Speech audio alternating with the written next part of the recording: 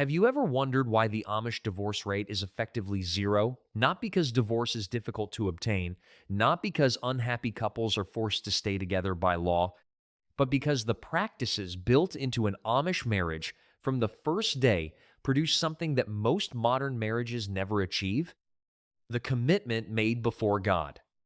The first and most foundational practice in an Amish marriage is established before the marriage begins and never revisited afterward. When an Amish woman marries, she makes a commitment the community understands as permanent. There is no divorce. There is no legal separation with the possibility of remarriage while both partners are living. The vow is made once, before God and the congregation, and the Amish wife carries it as a settled fact rather than a conditional arrangement.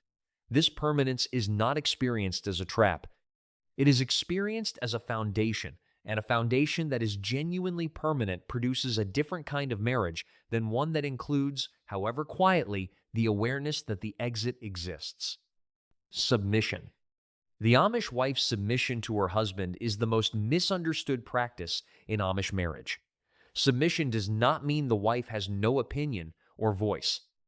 Researchers have consistently noted that Amish women wield significant influence within the home. What submission means in practice is that when the household reaches a genuine impasse, there is a designated mechanism for resolution. The husband has final authority. This does not mean the wife's view is ignored. It means the discussion does not stall indefinitely. A household with a clear decision-making structure does not experience the paralysis of two equal parties with no tiebreaker. Privacy. An Amish couple does not display physical affection in public. This rule produces something specific when love is not performed. It cannot be performed poorly. When affection is not displayed publicly, the couple's private relationship is not subject to public comparison or judgment. The Amish marriage is evaluated by the two people inside it against the standard of what those two people actually need from each other, not against what it looks like from the outside. The modern marriage that exists partly as a public performance is vulnerable in ways the private marriage is not. Financial partnership. The Amish wife consults her husband before every major financial decision, and the husband consults his wife. The farm is a shared enterprise. The household budget is a shared responsibility. Amish women often run home businesses, quilt shops, baked goods operations, produce stands whose income is a genuine contribution the husband acknowledges. What this practice prevents is the pattern common in troubled modern marriages, where money becomes a source of secret keeping and financial stress becomes one person's private burden at the other's expense. The wife at home. Approximately 99% of Amish wives are stay-at-home mothers during the years their children are young. This is not a rule enforced by the community through any formal mechanism. It is an expectation so deeply embedded in the community's understanding of what a wife and mother does that virtually no one departs from it. The practical consequence of this presence is a household that is actually not managed in the margins of two full-time careers and a childcare arrangement, but managed by a person whose primary daily occupation is the household itself. The meals are cooked from scratch 3 times a day because someone is there to cook them. The children are cared for continuously because someone is there to care for them. The household runs because it has a person whose attention is consistently directed toward running it. What this produces in a marriage is a specific kind of stability. The husband returns from the farm or the workshop or the construction site to a household that is functioning, where food is prepared, where children have been managed, where the domestic economy has moved forward across the day. The wife has had a full day of work in the household she manages. Both parties return to the evening meal having spent the day doing what the marriage requires of them. This shared sense of purpose, each partner fully occupying their role, produces a specific kind of mutual respect that divided households struggle to replicate. The clean house. The Amish home is kept to a standard of cleanliness and order that visitors consistently remark on. This is not an accident of personality or a reflection of having fewer possessions, though the Amish do have fewer possessions. It is the result of a daily cleaning practice that is fixed, consistent, and not subject to the competing demands of the week. Floors swept after every meal. Kitchen cleaned 3 times a day. Saturday devoted to top to bottom cleaning of the entire house. The house that enters Sunday is already clean because Sunday admits no work. What this standard of order does to a marriage is worth examining directly. A household maintained to a consistent standard is a household where the environment does not create friction. The pile of undone tasks that sits in the corner of a modern living room and generates low-level resentment between partners does not exist in the Amish home because the tasks are done on a schedule that does not accumulate them. A wife who maintains the household to a consistent standard and a husband who acknowledges that maintenance as real work are partners in an environment that serves the marriage rather than straining it. The clean house is not a trivial thing. It is the physical expression of a household that is under management, and a managed household is a less stressful environment in which to be married. Church together.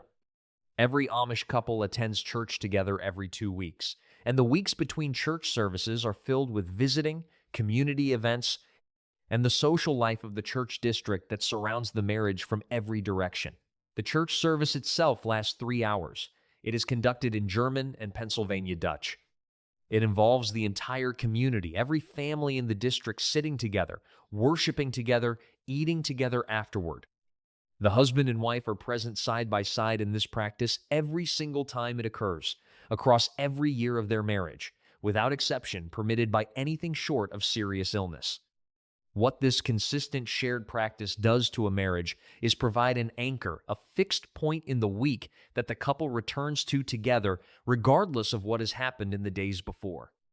A marriage that has been under strain during the week arrives at church on Sunday and sits together in the same practice that has always surrounded it.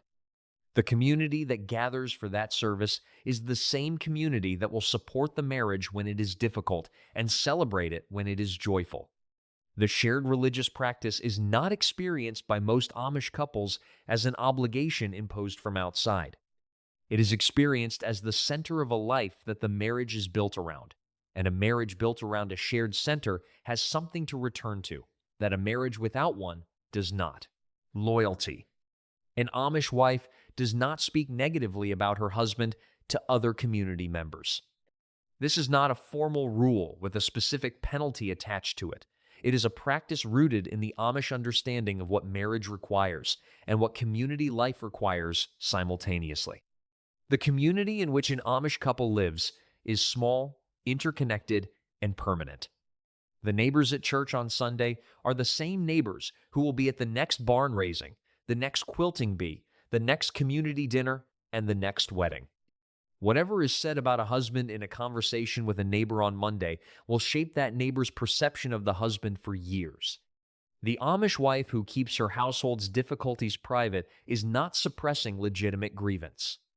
She is protecting something the husband's standing in a community where standing matters practically. The marriage's integrity in a community where that integrity is observable, and the possibility of resolution within the household rather than through the social pressure of outside parties who know the complaint but not the full context.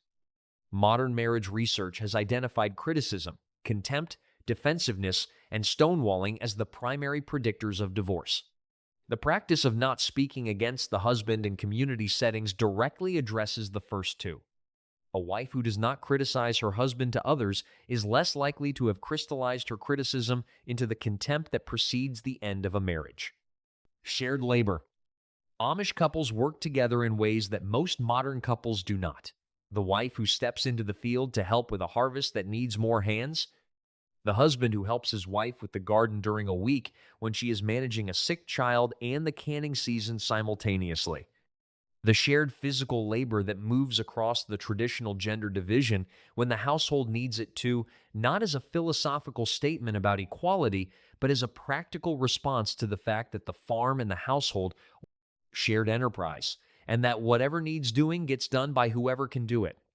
This pattern of working alongside each other builds something specific in a marriage, a form of partnership that is embodied rather than conceptual.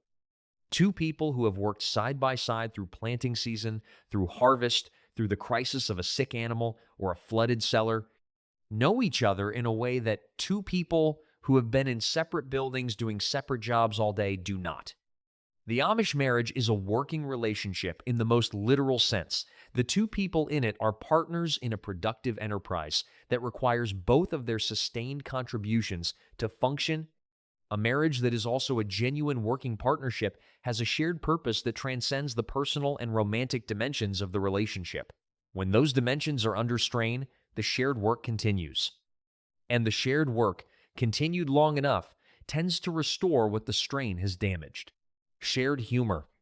The aspect of Amish marriage that receives the least attention from outside observers, and that is, according to those who have spent time among Amish families, one of the most consistent features of stable Amish marriages is humor. The Amish laugh. They tell jokes. They tease each other. They find the comic dimension of the daily difficulties that farm and household life produce in abundance. The cow that got into the garden. The batch of bread that did not rise. The buggy wheel that came off at the worst possible moment. These things happen in Amish life as they happen in every life, and the Amish response to them, documented by writers and researchers who have spent time in Amish communities, is frequently laughter. This is not incidental. Research on long-term marriage stability has consistently identified shared humor as one of the strongest predictors of marital satisfaction and longevity.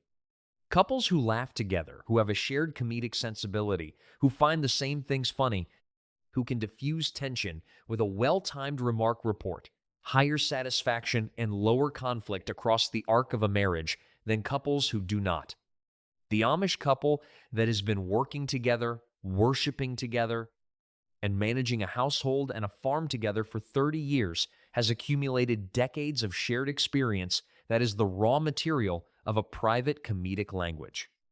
The things that are funny between two people who have been through everything together are not funny to anyone else, and the marriage that has its own humor has something that cannot be replicated or replaced. The divorce rate. The 10 practices described in this video are not a program designed to produce a low divorce rate. They are the natural outcomes of a community whose understanding of marriage begins with permanence and builds outward from there. A community that treats the marriage vow as genuinely permanent, not as a strong preference for permanence, not as a commitment that holds unless things become very difficult, but as a binding commitment that does not have an exit, produces couples who approach difficulty differently than couples who know the exit exists. When there is no exit, the only direction is through. Through requires the practices that make through possible, the clear hierarchy that resolves deadlock, the privacy that protects the relationship from outside judgment, the financial transparency that prevents resentment from accumulating in the dark, the full presence in the household that keeps both partners invested in its functioning, the daily order that prevents the environment from becoming a source of friction, the shared worship that anchors the weak, the loyalty that keeps the marriage's difficulties inside the marriage, the shared labor that builds embodied partnership, and the shared humor that makes 30 or 40 or 50 years of doing all of this together something that is survivable and, in the Amish understanding, genuinely good. None of these practices are secret. None of them require plain dress or horse-drawn buggies or Pennsylvania Dutch. They require the decision to treat marriage as permanent and to build every daily practice around that permanence. The Amish made that decision 300 years ago. The divorce rate reflects it.